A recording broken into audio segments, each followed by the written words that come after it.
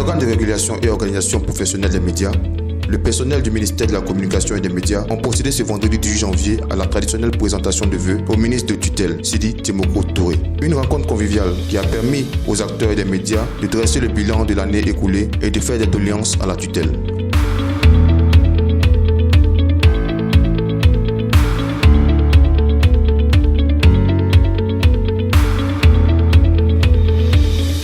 En effet, dans son intervention, le porte-parole des organisations professionnelles, Olivier Hiro, a égrené quelques préoccupations, à savoir la question de la subvention de l'impression qui a une incidence grave sur la vie des entreprises de presse, les licenciements à Fraternité Matin et au groupe Olympe.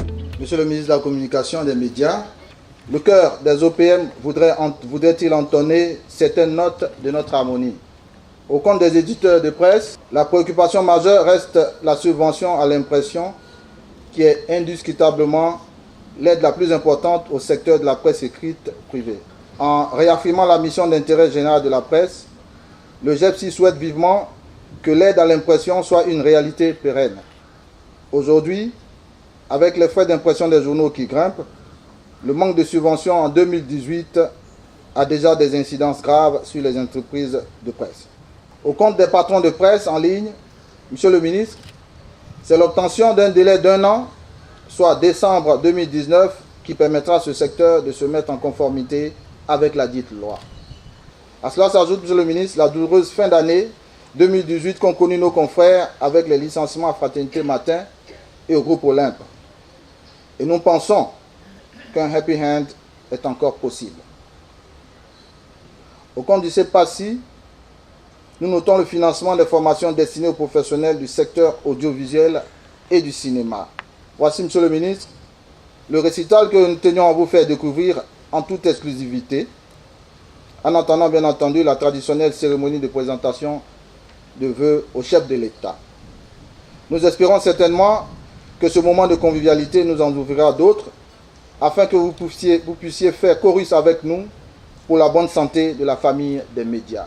La représentante des présidents des conseils d'administration, présidents des conseils de gestion, directeurs généraux, directeurs centraux des structures sous tutelle du ministère de la Communication et des Médias, Mme Nguessan Bernice, a exprimé leur fierté face aux avancées majeures obtenues sous impulsion du ministre Sidi Touré au cours de l'année écoulée.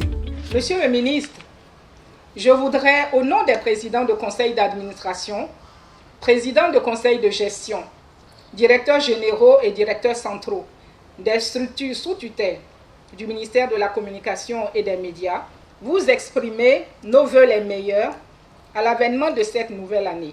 Les présidents de conseils d'administration, présidents de conseils de gestion, directeurs généraux et directeurs centraux, issus des entreprises et établissements sous votre tutelle, me chargent de vous exprimer notre infinie gratitude pour votre implication personnelle dans la résolution de toutes les préoccupations des structures sous tutelle.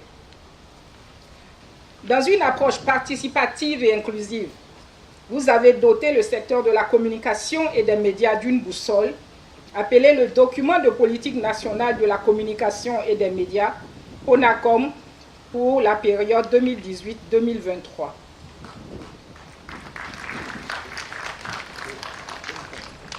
Ce document traduit en action toutes les missions dévolues au ministère de la Communication et des Médias et touche ainsi la presse écrite, les médias audiovisuels, les nouveaux médias, la communication publicitaire et le porte-parole du gouvernement.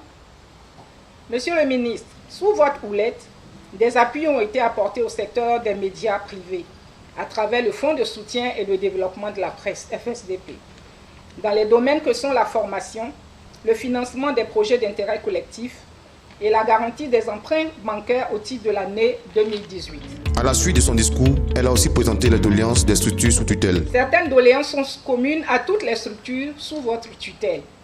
Il s'agit, entre autres, de la signature des projets de texte soumis au gouvernement et à votre cabinet, de l'obtention des budgets d'investissement et de fonctionnement à la hauteur des réalités et de nos ambitions respectives, à l'atténuation des mesures de régulation budgétaire. D'entrée de jeu, le ministre Sidi Temoko Touré a salué l'apport des médias dans la promotion de la démocratie. La communication et les médias constituent un maillon clé de l'appréciation de l'action gouvernementale et donc de la vitalité d'une nation. Ce sont de véritables garants du maintien d'un environnement démocratique et d'un développement inclusif et participatif. En tant que quatrième pouvoir, les médias ont la capacité de faire et de défaire, de construire et de détruire. Ce pouvoir étant encore plus exacerbé par l'avènement de nouveaux médias. Je me réjouis donc qu'avec l'aide de chacun de vous, nous soyons en train de construire un édifice solide et pérenne pour les 5 années à venir et au-delà, à travers la définition de la politique nationale de la communication et des médias 2019-2023 pour NACOM. Chacun de vous peut donc être fier de sa contribution à la confection de cette boussole collective. Mesdames et messieurs, chers collaborateurs, l'année 2018 a été riche en accomplissements au niveau de la communication et des médias et vous en avez fait suffisamment écho par le biais de vos différentes plateformes.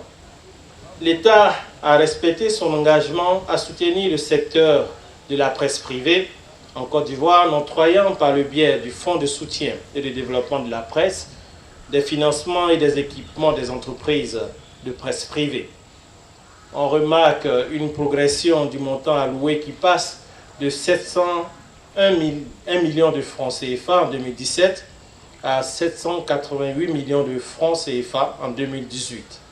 Chers amis, l'année 2018 a aussi été marquée par des coups durs et des moments difficiles. Il y a eu quelques malentendus qui ont failli déboucher sur des journées presque mortes. Heureusement, ces incompréhensions ont été aplanies grâce au professionnalisme et au sens élevé de la responsabilité des uns et des autres. Malgré ces notes peu joyeuses et ces décisions difficiles à prendre, le bilan global de cette année 2018 reste positif. C'est le lieu de saluer mon prédécesseur avec qui je suis solidaire de ses réalisations. C'est grâce au travail remarquable de son équipe et de lui-même que la transition a pu se faire avec efficacité. Parlant justement d'équipe, c'est le lieu de féliciter celles qui m'accompagnent au quotidien et ne comptent pas les heures de travail afin de respecter les exigences de notre dynamique secteur. Merci donc à tous et à chacun pour votre dévouement et votre abnégation au travail. Merci de donner le meilleur de vous-même malgré les difficultés que vous avez évoquées ici. Merci de reconnaître les efforts que nous faisons pour améliorer les choses. 2019 sera, j'en suis sûr, une année de bonnes nouvelles pour vous. Que dis-je? Pour nous tous, acteurs de la communication et des médias.